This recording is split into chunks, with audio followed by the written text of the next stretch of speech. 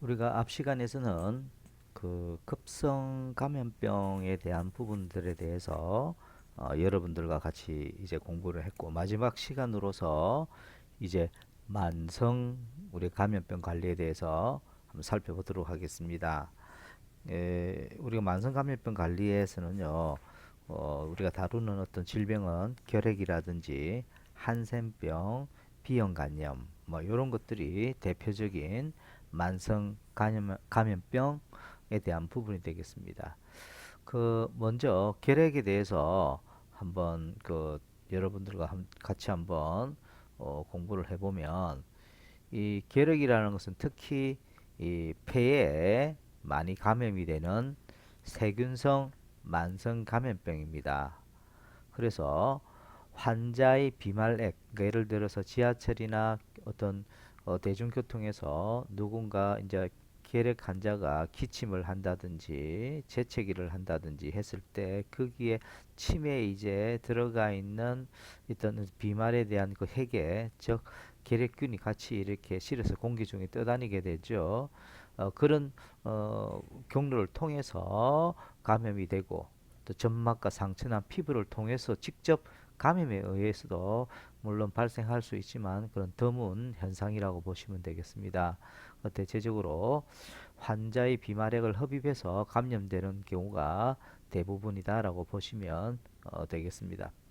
그러면 이러한 결핵을 예방하기 위해서는 여러분들 그 예전에 그 예방 접종에 대한 그 부분을 여러 배우셨죠? 즉 면역을 하기 위해서 여러분 그 예방 접종을 한다라는 거. 그래서 여러분들 면역 증강을 위해서 정기적인 예방 접종을 해야 되는데, 어, 통상적으로 우리가 한 4주 내에, 그러니까 태어나고 애가 태어난 지 4주 이내에 보통 이 BCG라는 예방 접종을 하게 된다라는 것입니다. 4주 이내에 하게 된다. 그런 것도 기억을 해주시기 바랍니다.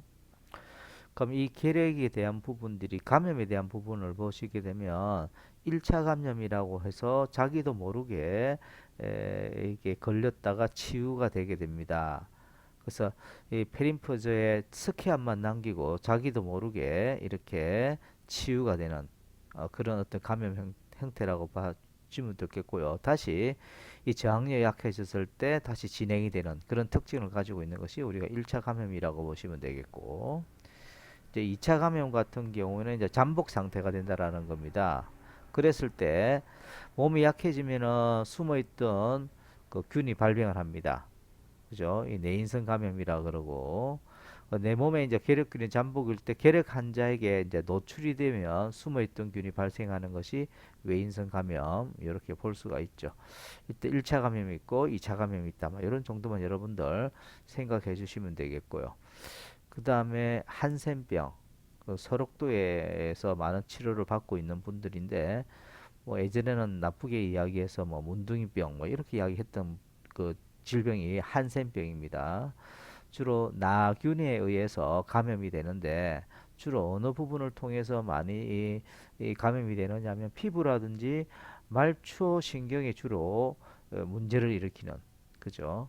그 감염이 되어서 실제 영향을 받는 그런 부분은요, 피부라든지 말초 신경에 주로 영향을 받게 되는 그러한 만성 감염성 면역 질환이라고 보시면 되겠습니다.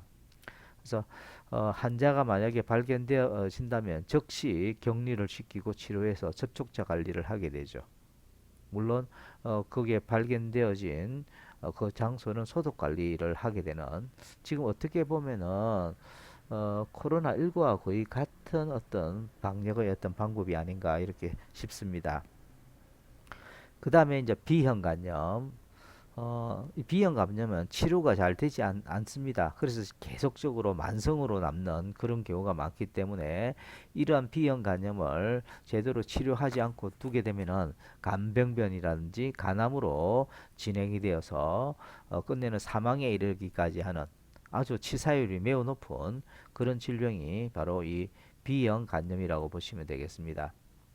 감염원은 병원소의 혈액이라든지 체액 같은 것들이 그에 대한 감염원이 되겠고요. 간기능 검사와 간염 항원 검사를 통해서 이 사람이 B형 간염인지의 여부를 진단하게 됩니다. 그 다음에 현재까지 특별 치료제가 개발되지 않기 때문에 우리가 두세 번에 걸쳐서 예방접종을 하게 되죠. 이런 예방접종이 중요하다라고 보시면 되겠습니다. 그래서 이만큼 치사율도 높고 이런 치료제도 개발되어 있지 않기 때문에 예방접종이 그만큼 중요하다고 했었죠. 이 B형 간염은 아기가 태어나고 일주일째 되는 날, 보통 그 병원에서 이제 접종을 하게 되죠. 일주일째 되는 날 이렇게 B형 간염과 관련되어 있는 예방 접종을 하게 된다라고 보시면 되겠습니다. 이렇게 해서 우리가 이 감염병 제 6장에 있는 감염병 관리에 대해서 쭉 한번 살펴봤는데요. 특히 이제 감염병 관리에서 중요한 부분을 중심으로 해서 한번 여러분들 어, 다시 한번 그죠? 한번 중요한 부분부터 한번 살펴 볼 수 있도록 그렇게 하겠습니다. 어, 봅시다. 어, 일단 처음에 우리가 이야기하는 부분이 되게 느리네. 봅시다. 그래서 이 부분부터 한번 보도록 하겠습니다. 그럼 정리를 같이 한번 해보도록 하겠습니다. 감염병이 뭔지 여러분들 아셔야 될 거고요. 그리고 중요한 건 이거죠. 그래서 감염병이 어떻게 해서 발생이 되어지는지 그 조건 세 가지 알아서 아셔야 됩니다. 그래서 감염원, 감염 경로, 감수성 있는 숙주 요 세 가지의 문제가 발생하면 감염병이 발생이 되어진다라는 것이죠. 그래서 특히 이제 감염병이 어떤 경로를 통해서 발생되어지는지에 대해서 6단계의 그 과정이 있다라고 했었죠. 그래서 그 단계별로 여러분들 다 알아두셔야 됩니다. 처음에 이제 병원체가 이렇게 생성이 되고 만들어지게 되면 실제로 최종 숙주로 가기까지 잠시 머무는 병원소에 그 잠시 머물게 되죠. 그래서 병원소에서 병원체가 다시 탈출을 해서 어떤 경로를 통해 전파가 되면은 그 다음부터는 새로운 숙주로 침입하게 됩니다. 침입해서 뭐 예를 들어서 뭐 정식을 해당되는 병원체가 정식을 한다든지 발육 상태가 된다라든지 어떤 행태로 해서 되었을 때 실질적으로 이제 그 면역에 대한 어떤 부분들도 즉 감수성과 면역에 대한 어떤 그 어느 쪽이 더 큰지에 따라서 감염병이 발생하는지의 여부가 결정되어진다라는 것입니다. 이렇게 해서 6가지 단계를 거친다라는 거 꼭 좀 이해를 해 주셨으면 좋겠고요. 그래서 뭐 병원체의 종류는 뭐 박테리아, 바이러스, 리케차, 진균 뭐 이런 것들이 된다 설명을 드렸고 그래서 감염이 되었을 때 그에 대한 용어도 정리해냈죠. 감염력이 무엇인지, 그죠? 병원성은 무엇인지, 병독성은 무엇인지 한번 정리해 보시기를 바라고요. 그 다음에 두 번째 머무르는 거 잠시 다른 숙주에게 전파될 수 있는 상태로 잠깐 머무른 그런 장소가 병원소라 했었죠. 대부분 인간 병원소, 동물 병원소, 토양 이렇게 나누는데 인간 병원소도요. 환자 같은 경우 정상 있는 사람, 정상 없는 사람, 보균자 이렇게 나눈 데 있었죠. 어, 이 보균자 같은 경우도 잠복기, 회복기, 건강보균자. 그 다음에 인간만 병원서가 되는 것이 아니라 동물이 최종 숙주에게 침입하기까지 잠시 동물에 머물 수도 있다라는 것이죠. 이걸 동물 병원소로 하는데 여기에 머물러서 사람에게 최종 숙주에게 전달이 되어진다 그러면 이때 감염되어지는 질병은 인수공통 감염병이 된다라는 겁니다. 그래서 탈출할 때 병원에서 탈 때 호흡계통을 통해서 할 수도 있고 소화계통을 통해서 탈 수도 있고 비뇨계통, 자연스러운 어떤 기계를 통해서 또 개방병수를 통해서 직접 탈출을 하는데 침입하는 그 장소도 이 경로와 이러한 탈출했던 경로와 동일하다라고 거의 보시면 돼야 된다라고 이야기를 했습니다. 전파도 직접 전파, 간접 전파 이렇게 나눌 수가 있고 또 공기 전파, 그죠? 그래서 특히 이제 절지동물에서 전파하는 방법 요거 좀 여러분들 체크를 좀 해달라고 했습니다. 그래서 생물학적 전파 같은 경우 크게 정식형과 발육형 요두 개로 나누는데 요 두 개 다 같이 혼용이 되어 있는 발육 정식형 전파도 있다라고 이야기를 이렇게 했었습니다. 그래서 각각에 대해서 조금 이해를 해 주셨으면 좋겠고요. 그 밖에 이제 우리가 배설형 전파, 경란형 전파가 있다. 그죠? 그래서 새로운 숙주로 이제 침입을 했을 때 그 이제 증상을 나타나기 전까지의 어떤 그 기간을 우리가 여기 있는 잠복기라고 이야기를 했었죠. 그래서 또 체대기라는 이야기가 있었죠. 이거 저희가 중요하다고 한번 체크해 달라고 했었는데 감염 시작부터 균 배출이 가장 높은 그런 시점이 바로 세대기다 제가 설명을 드렸었죠. 그래서 여기 잠복기와 세대기에 대한 부분을 제가 설명을 드렸습니다. 그 다음에 중요한 것이 이제 감수성하고 면역 요 두 가지는 상반되는 그런 개념인데 감수성이라는 것은 뭡니까? 해당되는 어떤 병원체를 잘 받아들이는 그런 상태를 우리가 감수성이라는데 가장 높은 것이 두창 홍역이라고 했었죠. 그 다음 면역은 뭡니까? 말 그대로 저항력이죠. 선천적 어떤 저항력과 의 특성을 가지고 있는 비특이적 저항력과 후천적 저항력 특성을 가지고 있는 특이적 저항력 두 가지로 우리가 나눌 수 있는데 특히 선천적이라고 하는 것은 태어날 때부터 가지고 있는 자연 면역이죠. 우리가 주로 관심 있게 봐야 될 부분이 바로 후천 면역입니다. 후천 면역은 스스로 면역체를 형성하는 농동 면역이 있고요. 그 다음에 다른 숙주에 의해서 면역체를 받아들이는 수동 면역이 있습니다. 두 가지가 있다 했었죠. 농동 면역도 예를 들어서 자연 농동이 있습니다. 스스로 예를 들어서 어떤 질환에 제가 이완이 되면서 완쾌가 됨에 따라서 생성되어지는 그런 면역 형태가 뭐냐면 자연 능동 면역이 되겠고요. 그렇죠? 그다음에 인공 능동 면역은 어떤 질환에 이완된 것은 아니지만 마치 질환에 이완된 것처럼 백신을 주사를 해서 어, 거기에 따른 반응에 따라서 항체가 생성되도록 하는 그런 면역 형태가 인공 능동 면역이 되겠습니다. 수동 면역은 뭡니까? 아까 했지만 다른 숙주에 의해서 면역체를 받아서 면역력을 지니는 그런 형태를 말하게 되는데 이 자연 수동은 뭡니까? 태아가 모체에서 그죠? 면역체를 받아서 그 예를 들어서 모체에서 태반이나 수유를 통해서 면역이 되어지는 그런 형태. 인공수동 면역은 감마글로불린. 그래서 감마글로불린 같은 경우는 아주 효과는 좋으나 그 기간이 면역이 되는 어떤 기간이 좀 짧다라는 그런 단점이 있다라고 제가 이야기를 했습니다.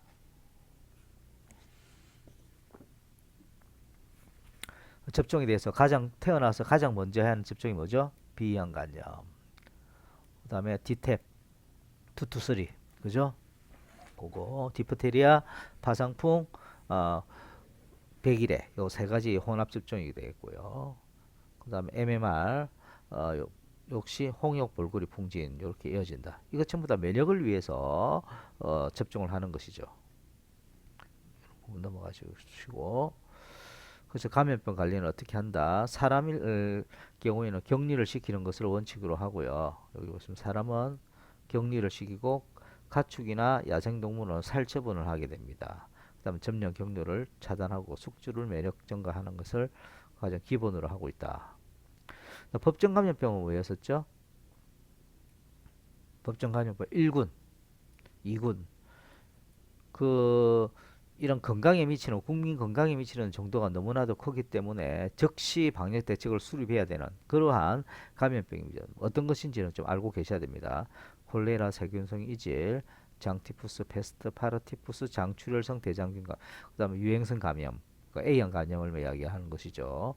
그거까지 일군 감염병이고 이거는 뭐 예방 접종을 통해서 우리가 관리가 가능한 그러한 감염병입니다. 그래서 주로 호흡기 계통 감염병이 되겠죠. 디프테리아, 파상풍, 홍역, 일본염 이런 것들. 그래서 만성비형 간염 이런 것도 다 되겠습니다.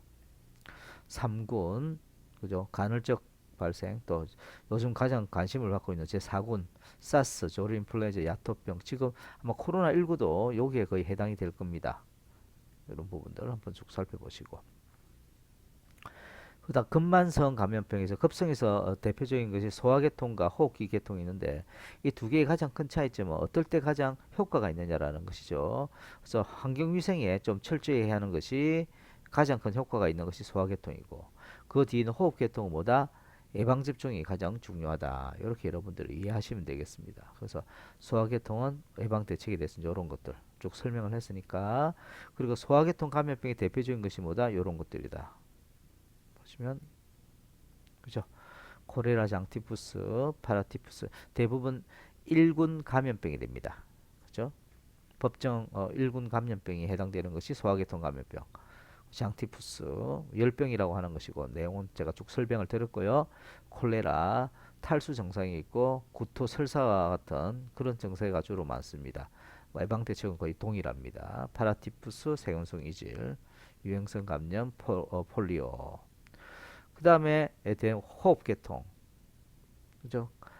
가장 이상적인 방법이 뭐다? 예방접종이다.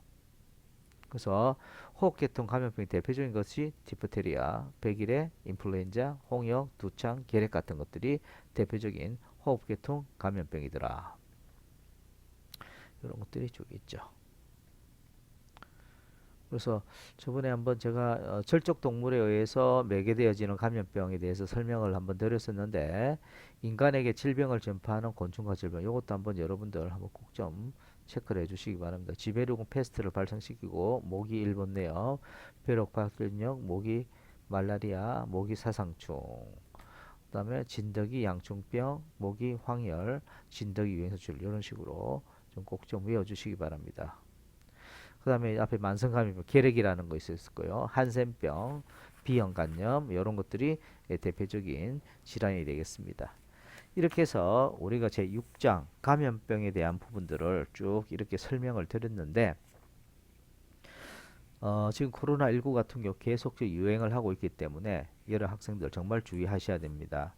항상 뭐 방송에서도 이런저런 이야기를 하지만 아직 여러분들은 또 건강하고 아직 면역력이 높은 나이이기 때문에 어떻게 보면 거의 표시 없이 지나갈 수도 있고 약간의 어떤 뭐 어떤 감기 정도로 약간 아프면서 지나갈 수도 있지만 이러한 부분들에 대해서 부모님이나 할머니 그 주변의 이웃들에게 만약에 이 감염이 된다 그러면 그분들은 바로 굉장히 위험에 처해질 수 있거나 또는 사망에까지 이르게 된다라는 그런 점들이 있기 때문에 특히 요즘 젊은 층들에서 좀 더 유의해야 되지 않겠나 이렇게 싶습니다.